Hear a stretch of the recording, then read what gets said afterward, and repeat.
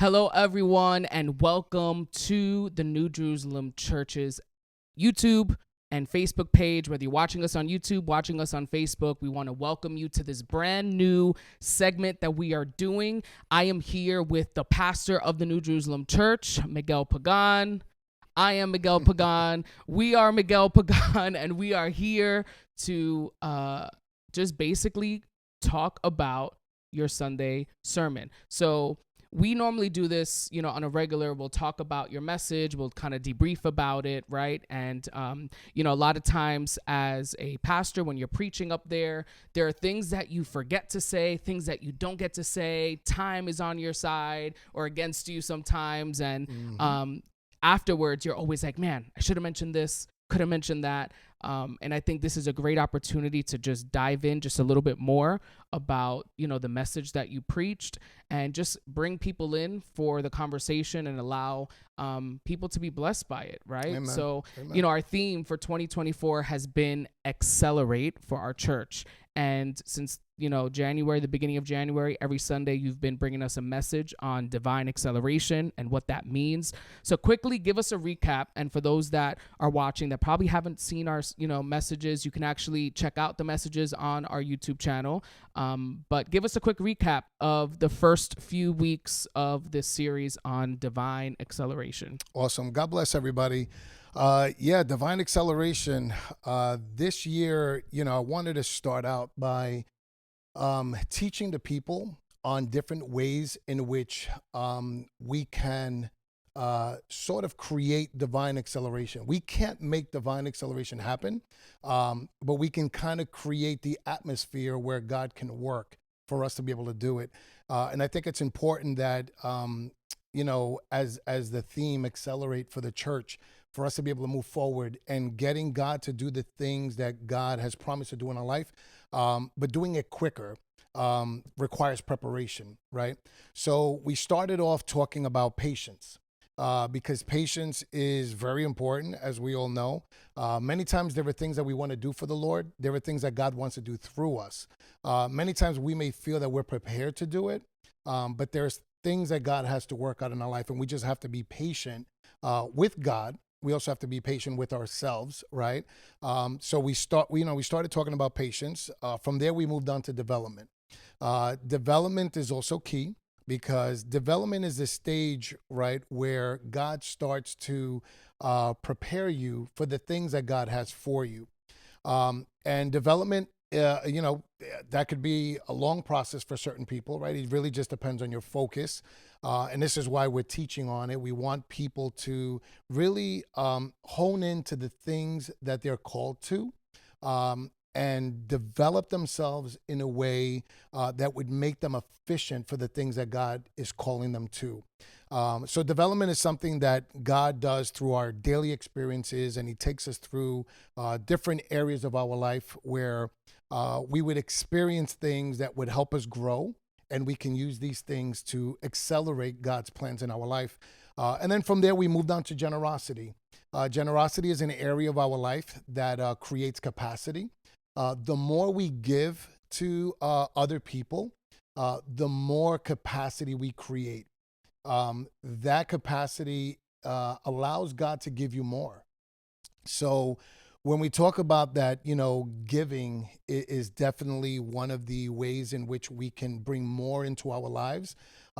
It's not just monetary. It's obviously, time. It could be whether it's your experience, whether it's knowledge, whether it's your gifts. There are different things that we have, that we possess, that we can be generous with other people that actually need it. That allows us to grow, and it allows God to give us more opportunity to serve more people. Yeah, I like one of the things in that service that you were preaching on. You mentioned the idea that God does not pay us back the way people pay us back. That's right. Right. So it's this idea that you can do something for the Lord and you can work hard, right? And God will pay you above and beyond, right? Exactly. And bless you above and beyond even what you deserve at times. Whereas with people, sometimes you can do such a great job, you can do your very best with someone and they may not appreciate it, or they may not be able to pay you back, right? Or they may not be able to bless you, right? Or even if you can think of a time that you were so generous with someone, you blessed someone's life, and maybe years later they were able to, repay that favor or bless you back in a great way. And you're just like, wow, like that was amazing. I didn't expect that. Even in that moment, the way God repays us is not even close to that. It's above and it's beyond that, So I love that concept of just reminding ourselves that God doesn't pay us back the way people do. That's right. What God does is so much better. That's right. And that's why we talked about that Bible verse, right? That when you do things for the poor, when you help the poor, right, you're lending to God.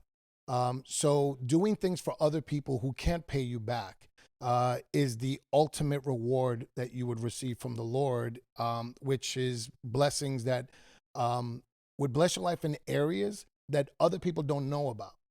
So there are things that in our life that, people may know that you may have need of. And they may want to bless you in those areas, but it's the areas that people don't see, the areas that people don't know, that God knows where you need things the most. And that's why God is the ultimate rewarder of all good.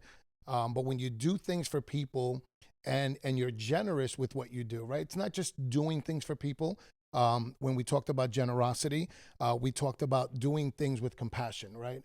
And from the very beginning, I gave different Bible examples of different people, but I said that Jesus was one of the people, right, who actually implemented all of these things that we talk about, whether it's patience, whether it's development, whether it's generosity, and leading all the way up to service, which is what we just, spoke about this weekend. Yeah, I love this weekend was really good when talking about service because you started off with the idea of what we do for the Lord, right? And this is something that we've had conversations about all the time. I think just recently we, had this conversation where you had to remind me of this truth. You know what I mean? And it's the idea that what you do for God. You don't do for people. You don't do for recognition. You don't do for people to notice or for people to praise you, right? For people to, even appreciate what you do. And I think that's the hardest thing, that when you do something and you are passionate about it, you give it your all. Right. And it's great when people appreciate what you do. It's great when people acknowledge what you do. It's great when people, can even help you, right? In making that thing better. But at times, you spoke about this, people don't appreciate it and people aren't aware or they don't acknowledge. Right. You may work so hard for God at what you do in private, right? That no one sees, no one is there with you when you're working hard. People can show up to an event and enjoy it, but you were there prior to and setting up and creating things and staying up late, and no one will see that, and people can come to an event and leave without even saying thank you, right? Exactly. Let's say you can't leave from that situation distraught, you can't leave discouraged, and you can't leave, as if you lost. That's right. Right? Because it's this idea that you work for God and you do it to the best of your ability, regardless of the praise you receive, regardless of if someone tells you that you did a great job or not, because ultimately what you do for God. Exactly. And you focused in this week on this idea of excellence. And one thing you've always, told me, and we always go back and forth about this, is the idea that you never lower your standard because of the people around you. You never lower your work ethic. You never lower your level of excellence because the people around you may not be as excellent or as on point or as focused or as motivated. What you do, you don't do for them. You do it for God, and just that concept of excellence and making sure that what we do is of excellence was something that, was really great in that message. Yeah. And, when we talk about service and serving God with excellence, right? We have to always keep in mind that everything we do for the Lord. I know sometimes, right, it's especially for worshipers, for example, right? You have a congregation in front of you and you want them to engage and you want them to be where you're at. And a lot of times, they'll tend to sing to them, right, to get them motivated, which is kind of like what happens in the world, right? You go to concerts and they're singing to the people, right? But, when we talk about our service to God, everything we do for the Lord, right? We do to the Lord, right? We do for the Lord. So the blessings come from the Lord to the people. So in order to get the people engaged, you basically have to give your all to God and get people out of the equation, because we're not here to please people. We're here to please God. In Colossians 3:23, when it talks about, that everything that you do, right, that you do it heartedly, but you do it unto the Lord and not for men, because we understand that our reward comes from the Lord. And I think that's important, because it doesn't matter what you do, right? And that's what I was talking to the church. It's like, it's not just things that you do, in church, let's say. It could be your job, right? It could be at your home, right? It could be with friends, anything that you're asked to do. So the Bible it says, and whatever you do, comma, right? So it doesn't matter what you do, because the service you give is an extension of who you are, right? And the extension of who you are, which is interpreted by people, if you're doing it with God in mind, they will always look at you as someone special and someone different, right? Because people know, they could read a room when they're like, yeah, the energy here is really low, but man, you gave it 100%, like if the room was full and everybody was into it. I remember during the pandemic, right? I was preaching to an empty church. And I remember people asking me, they were like, were there people in church when you were preaching? I was like, no, there was nobody there. It was just me. They were like, Pastor, you were preaching like if there were people there. And I'm like, because you have to, right? At the end of the day, you don't stop being who you are, or you don't stop doing the things that you do because the environment is not right. You have to serve regardless, right? So we talked about Joseph and his whole experience, and it wasn't easy for Joseph, right? We talked about, him living in a dysfunctional family, right? And it's interesting because I think, to a certain extent, everyone's family is dysfunctional in one way or another. But it's like, can you serve through that?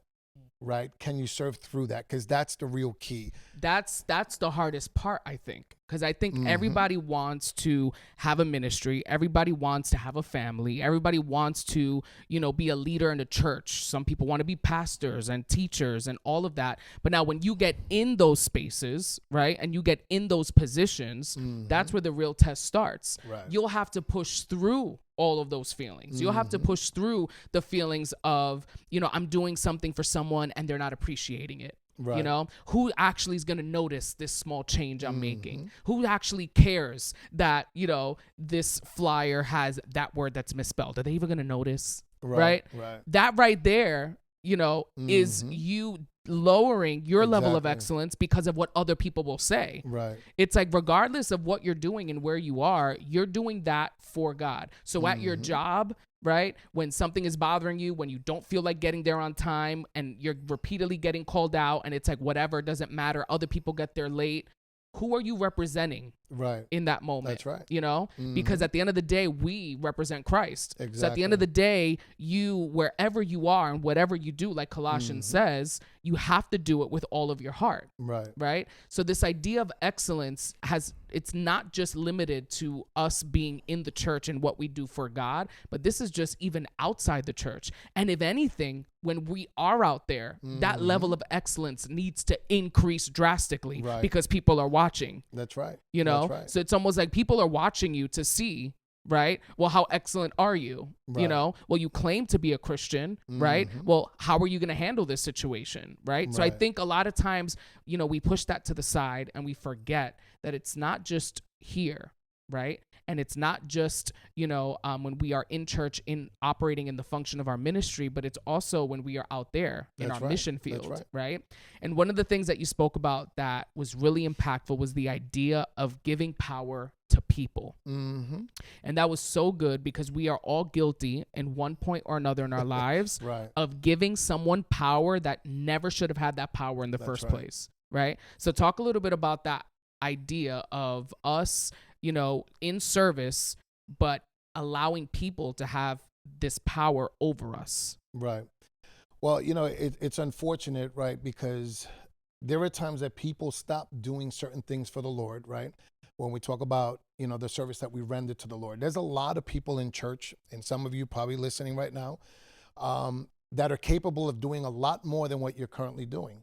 But you stop doing it because, comments, right? Or things that happen, something didn't work out right, and people had something to say about it. It's always relating to other people, right? And we tend to sometimes not even do certain things because of how some people may look at what you're doing, right?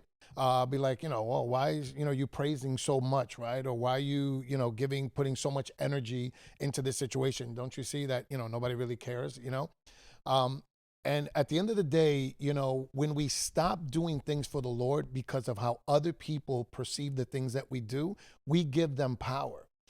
And we also take power away from the Lord because, God, is the person we should ultimately serve, right? We end up serving people and then not God, right? Because when you start focusing on the people and what they have to say and how they think about you, and that limits the things that you do, you just gave them power over your life to limit the things that God is able to do in your life. So when you're able to just say, you know what, regardless of how people think about me, regardless of what people think about what I do, I'm doing this for the Lord. Whether you receive it or not, it doesn't change what I'm doing. It doesn't change how I feel about what I'm doing. At least it shouldn't change, right? And do it anyway, right? And do it anyway. We see that in the life of Joseph, right? That regardless of, his circumstance, right? We understand that he was hated by his brothers, right? Loved by his father, right? So the dysfunction in that family, it's that, his father showed too much love for one child over the rest of them and couldn't read the house that there were issues with his son. And then we see the situation, right, with his brothers willing to kill him. I don't know about you, if you guys have families and whether or not you wanted to kill one of your brothers or sisters or not, but, I've had issues with my brother, right? Never wanted to kill my brother. But we see that dysfunction, but we also see that regardless of that whole situation, Joseph's attitude never changed. Throughout the scripture, and everything he goes through, you will only read, and God was with Joseph.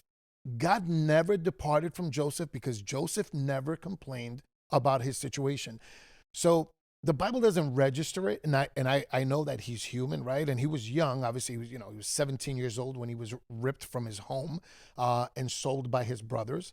But in that whole situation that happened, I would imagine that his attitude was positive because of what God showed him.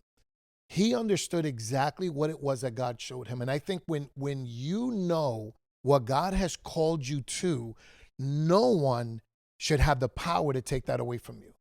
And it's interesting because, even in our own church, there are people that are sitting in our benches that are capable of doing so much more, but won't because of what happened with other people.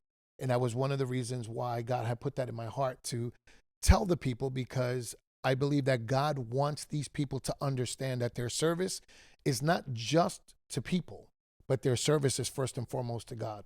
And I think a lot of times, not only do you give power to people when you listen to their comments, right, with something that you did, but I think a lot of times you give power to people to change how you view God or how you view church. Right. So it's like, despite all of these years, right, I'm 30, right? So as far as I can remember, let's say, let's make it so I was 10, 20 years, right? Being brought up in church and all of that, gone through so many different experiences, ups, downs, great moments, low moments, horrible moments, amazing moments, right? But I have always made an effort and have tried to remind myself that this is not a reflection of who God is, and this is not the reflection of the church and what God intended for the church. Right. So if you were to ask me today that although, I've been through so many different things in the church, right, I still love the church. I still love what God has called his body, right? So I'm not giving that power to those experiences. I'm not giving that power to those people to change my view in something that I love, right? So when you love to worship and you hear people speaking on your worship negatively, and you feel discouraged, and you feel like, those are people that I love. Why would they say something like that? Why would they belittle me? Why would they not believe in me? Right? You need to, in that moment, stand firm and not allow those individuals or those people, right, to take that power from you, right? And tarnish your experience and tarnish that relationship and connection you have with God, right? So when you were speaking on that, I know it was hitting a few people, because I think we all experience that. In one way or another, we have given someone power. Right. And ultimately, when you give that person power, you're not just giving it to them, but spiritually, you're giving it over to the enemy. That's right. When you relinquish what God has called you to do, when you let go of what God has called you to do, and you allow someone's comment, negativity, someone's perception, or thought about you to infiltrate to the point where you let go and give up, the enemy is gaining ground. That's right. So you've also given him power, because the truth is that in those moments, if you're a worshiper and you stop worshiping because of what people are saying, if you're a teacher and you stop teaching, you're a preacher, you stop preaching, right? In essence,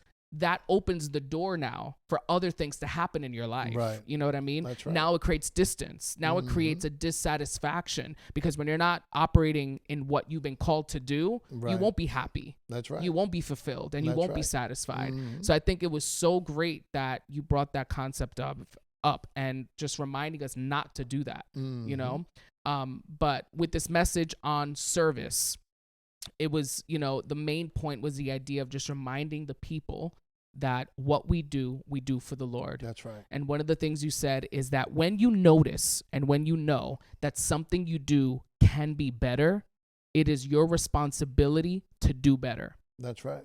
And I love that, because I think so many times we know in our lives we could do better, and we don't. That's true. We know so many times we can make something better. We can take something to the next level. We can operate better, more effectively, right? It may require discipline. It may require certain things on our end, but we don't make the changes. Right. We don't be better. And that's the call to excellence. That call to excellence is a call to go back and do it over again, or go back and do it better, right? I gave the example of my father, right? When he does certain things and I look at it and I'm like, yeah, no, it looks good. But he'll whip out the square and go, and he's like, you know what? It's not squared. I have to take it down. I'm like, what are you doing? We took 30 minutes to just put this up, And he's Same like, thing yeah. happens with, like, my wife tells me to clean something real quick. Right. It's clean to me. She'll come back and she'll be like, did you clean this? Right. Yep. And I'm like, yeah, and I'm convinced. I'm like, I did. Right. And I didn't see anything there. Yep, but yep. then she'll somehow find, the 4, 5, 6 crumbs. Right. And I'm Yep. like, it's like, oh, I was my talking bad. about It is there. The men, right? The men making the bed, right? And the wife comes in talking about, like, you made the bed. Like, what is this, right?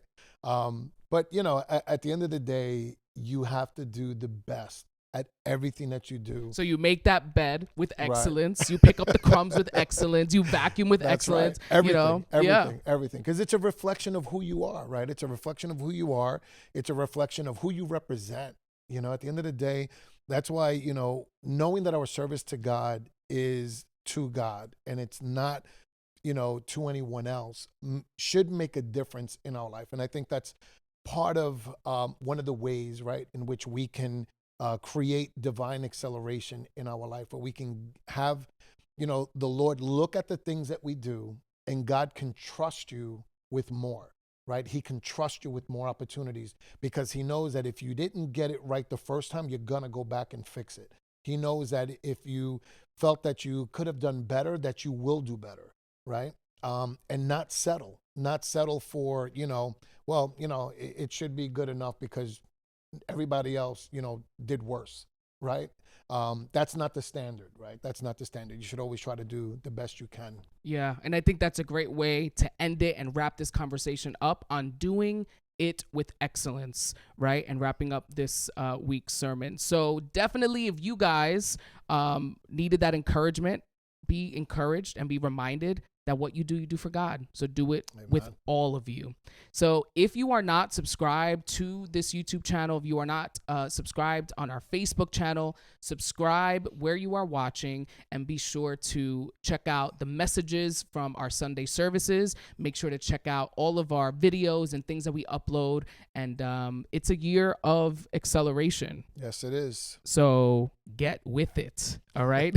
Because we are going at a faster rate, right? At a faster speed. We're going quicker because we believe that God is going to do something great. So Amen. Amen. that was good. Good job. Praise We did God. it. We did it.